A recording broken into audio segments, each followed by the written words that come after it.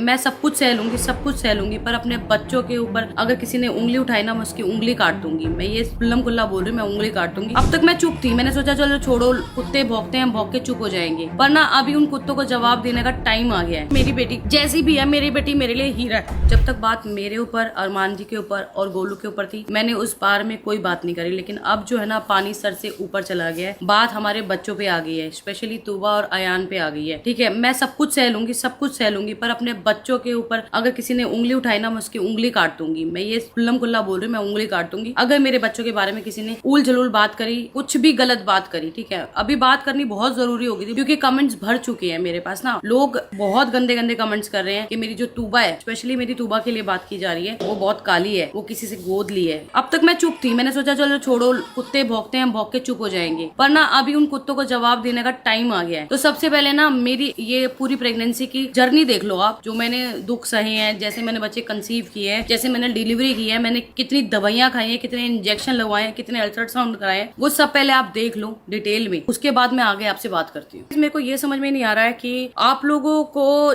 जो जिस तरफ ले जाता है, आप उस तरफ ले जाके उस तरफ बात करने लग जाते हो। बाहर के लोग हम लोगों के खिलाफ आप लोगों को जो भी बोल रहे हैं, मुझे फर्क नहीं पड़ता है, मुझे उन लोगों से फर्क नहीं पड़ता, मुझे फर्क पड़ता है आप लोगों से, क्योंकि आप लोग मुझे कमेंट करो, मुझे कमेंट से फर्क पड़ रहा है। मुझे कमेंट्स देख के गुस्सा आ रहा है कि आप लोग पूरे 2 साल आप लोग मेरे साथ जुड़े रहे हो, ठीक है, 2 साल तक आप लोगों के इतने प्यारे प्यारे कमेंट्स आते थे, मुझे इतना प्यार देते हैं आप लोग, और इंस्टेंट क्या हुआ कि आपने मुझे इतना कुछ बोलना शुरू कर दिया, मेरे बच्चों के बद्दुआ देनी शुरू कर दी। एक कमेंट तो मैंने आपको उस दिन भी बताया था, उसने इतनी गंदी बद्दुआ दी मेरे बच्चों को। दिल तो कर रहा है कि मैं बहुत सारी गालियां दूं उसे, पर मैं उस हद तक गिरी हुई नहीं हूँ, ठीक है। ये आपकी सोच है कि आप किसी मतलब जिसने बच्चे ने अभी अभी इस दुनिया में जन्म लिया है, अभी उसने कुछ नहीं देखा, ठीक है, आप उसके बारे में इतना गंदा कमेंट कर सकते हो कि भगवान करे इनके तीनों बच्चों में से एक बच्चा भगवान को प्यारा हो जाए, स्पेशली तूबा, ठीक है, तूबा के लिए बोल रहा हूँ, ठीक है। मेरी बेटी जैसी भी है, मेरी बेटी मेरे लिए हीरा है, ठीक है। मैंने अपनी जर्नी इसीलिए दिखाई थी आप लोगों को कि आप लोगों को उससे कुछ मिले, आप लोगों का कोई फायदा हो, इसलिए नहीं दिखाई थी कि आप लोग कल को ये बोलो कि वो बच्चे मेरे नहीं है, ठीक है। मुझे पता है वो बच्चे मेरे हैं, मैंने उनको जन्म दिया। अब मैं आपको अपना कटा हुआ पेट तो नहीं दिखा सकती, मैं उनको फीड कराते हुए तो नहीं दिखा सकती आपको, ठीक है। और आप रही बात सपना दीदी, सुनीता दीदी, सरोज भाभी, कुलदीप भैया, इन सबकी बात आप लोग करते हो, तो मैं यहाँ इस टॉपिक पे भी बात कर लेती हूँ कि जब हमने शुरू की थी ना ये जर्नी, शुरू की थी डब मैच से, फिर हम आए म्यूजिकली पे, फिर हम लोग टिकटॉक पे आए, फिर हम लोग इंस्टाग्राम पे आए, फिर उसके बाद कहीं जाकर गाइज हम लोग यूट्यूब पे आए। तो ये जो हमारी मेहनत है ना, ये पिछले 5 साल की मेहनत है, तो वो हमें जाकर ये फेम मिला है। आप लोग आज आप लोगों को बहुत अच्छा लग रहा है सपना दीदी को देख के। मैं कहती हूँ, मैं दुआ करती हूँ आप और भी प्यार दो उन्हें, मुझे गालियों से, मेरे कमेंट से मेरा सेक्शन पूरा भर दो, मुझे फर्क नहीं पड़ता। लेकिन आप शुरुआत से, जब हम हैदराबाद से हमने ब्लॉगिंग शुरू की थी, हमारा पहला व्लॉग हैदराबाद का, आप वहां से देखना शुरू करो हमें, तो आपको पता लगेगा कि यहाँ इस सक्सेस पे जो